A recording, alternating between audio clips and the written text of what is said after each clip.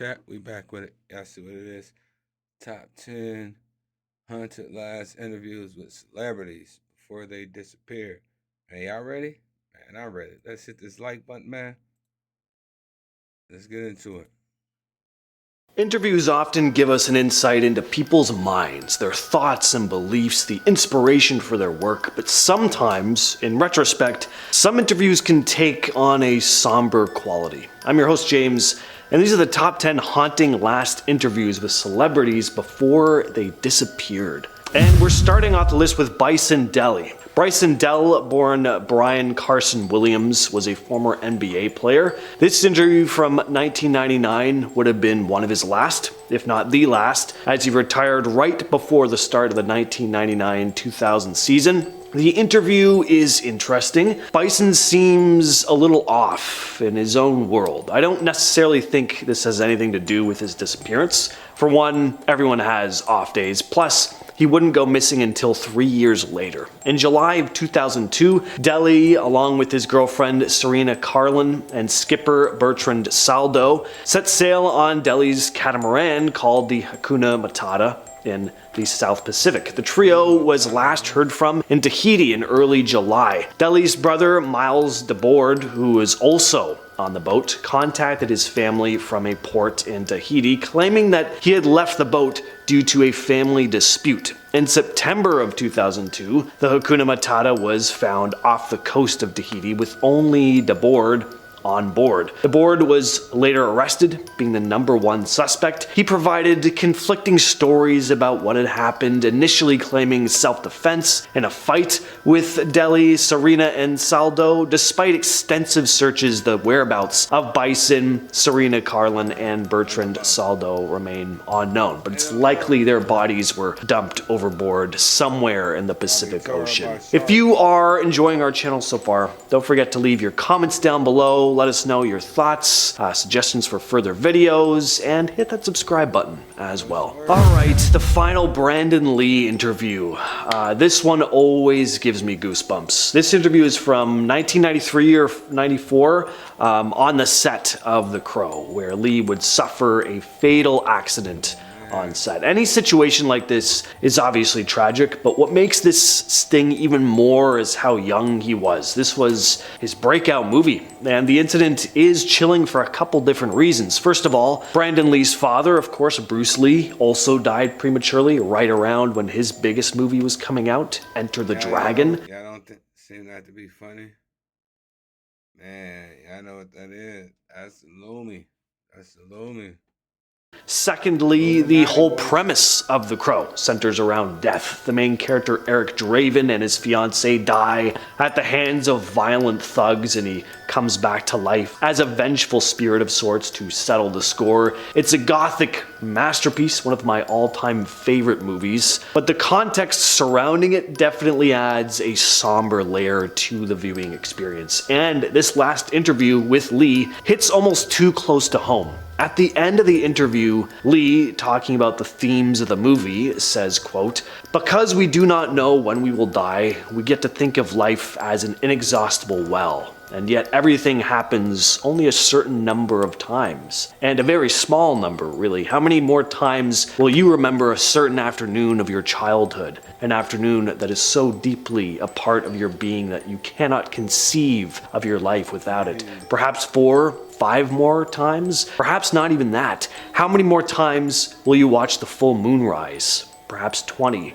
And yet, it all seems limitless." Next on the list is Richie Edwards, guitarist and songwriter for the Welsh rock band Manic Street Preachers. This is the last interview with Edwards in 1995. The interview is a pretty standard musician interview. He talks about his career, the music he's written so far, where he thinks the band is going next. He also talks about how he wants to write the perfect lyric, quote, "A lyric that sums up exactly how I feel about everything, not just how I feel today, how I've felt all my life. Everything I've read, everything I've seen, everything I believe. In those 15 lines, you can just see it all." This is something I think many artists strive for, to make a piece of work that completely encapsulates who and what they are. On February 1st, 1995, though, Edwards checked out of the Embassy Hotel in London and drove to his apartment in Cardiff. Later that day, his car was found near the Severn Bridge. Edwards was never located. His disappearance left many questions unanswered, as there was no conclusive evidence indicating what happened to him. In the weeks leading up to his disappearance,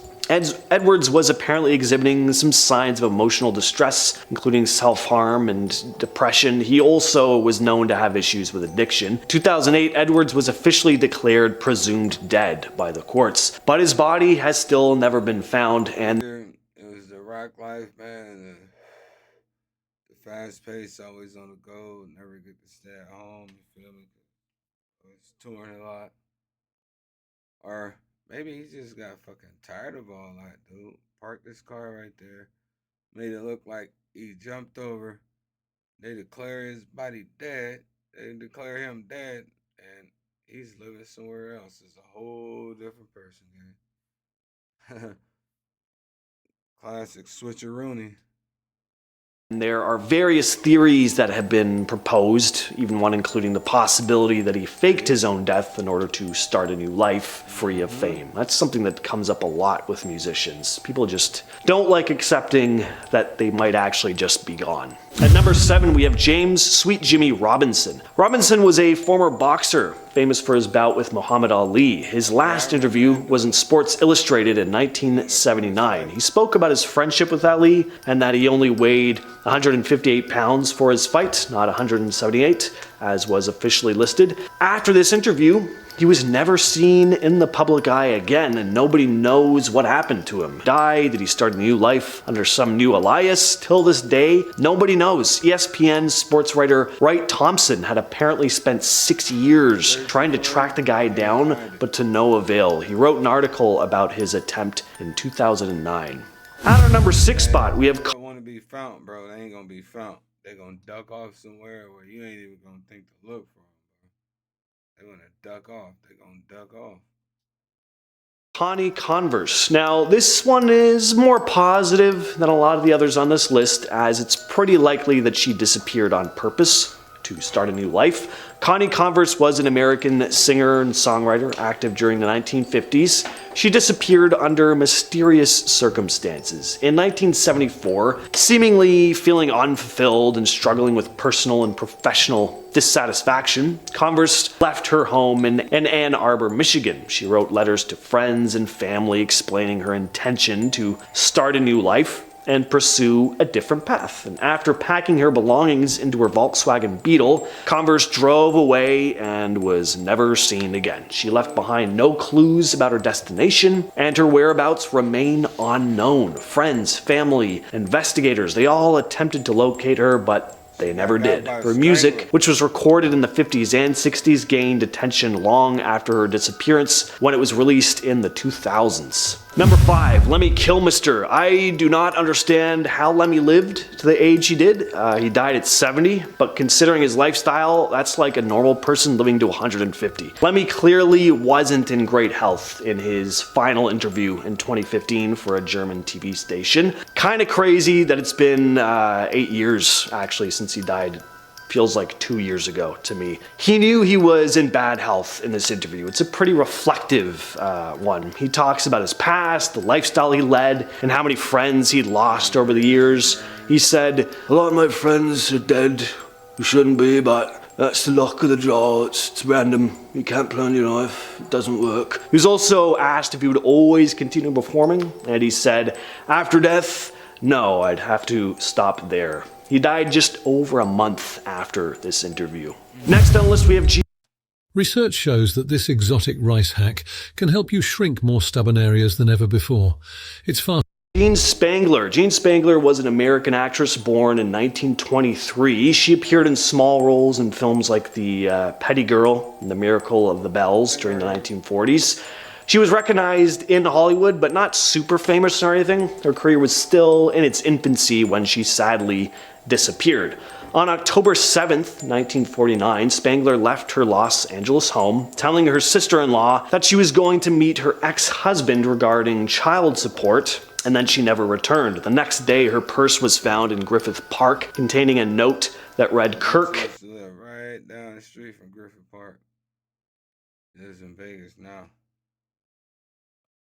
Griffith Park. You can go and take little paddle kayaks out there and shit. I think they actually probably still to this day have that where you can go out there and rent them and go, just paddle out there, hang out. Can't wait any longer, going to see Dr. Scott. It will work best this way while Mother is away.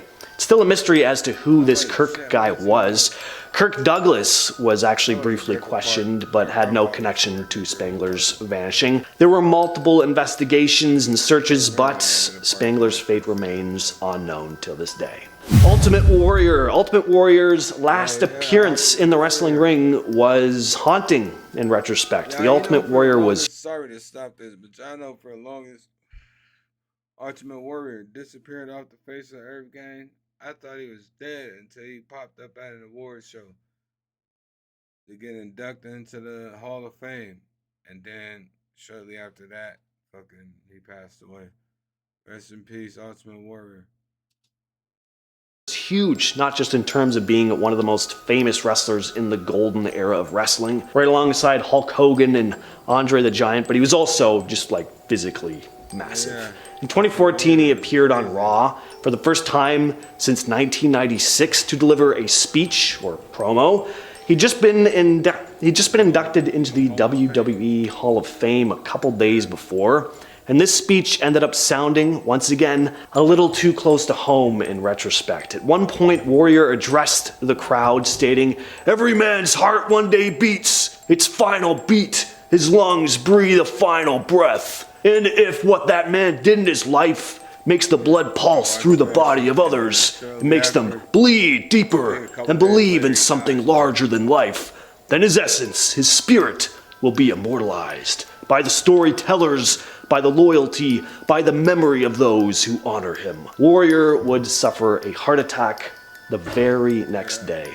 Joe Pitler. Joe Pitler was a former actor known for his roles in many family-oriented movies in the late 90s and early 2000s. He disappeared under mysterious circumstances once again. After leaving the entertainment industry during high school, he planned to return after graduation, but at 18 years old, Pitler went missing on January 5th of 2006 after attending a party with friends. 4 days later, Pitler's Toyota Corolla was discovered. Inside the car was a note in which Pitler expressed his desire to apparently be a better brother, and he requested that his personal effects be given to his younger brother. His cell phone was also found, with the last outgoing call made at 4 a.m. to a friend who had been at the same party. No body was found, but law enforcement authorities leaned towards the theory that Pitler might have taken his own life. Family, though, expressed dissatisfaction with the investigation, claiming that insufficient action was being taken.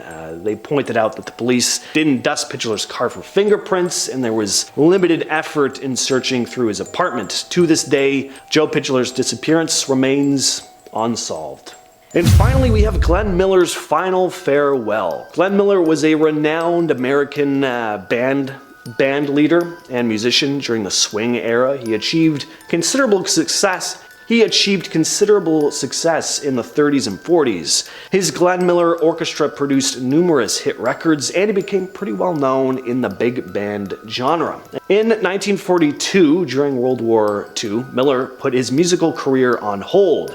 As a civilian, anyway, he joined the war effort, enlisting in the U.S. Army Air Forces and forming the Glenn Miller Army Air Force Band, entertaining troops and boosting morale with his music. He made one last appearance on the radio, bidding farewell to listeners and announcing his departure into the Army. 2 weeks later, he reported for duty. On December 15th, 1944, while flying from England to France for a series of performances, Miller's plane disappeared over the English Channel. Neither the aircraft nor the occupants were ever found. As for what happened, nobody knows for sure. But there are, of course, various theories, like the possibility of friendly fire or mechanical failure. In 1945, the U.S. Army declared Glenn Miller officially presumed dead. With all that said, I've been your host, James, and I'll catch you, yes, you specifically, in the next video.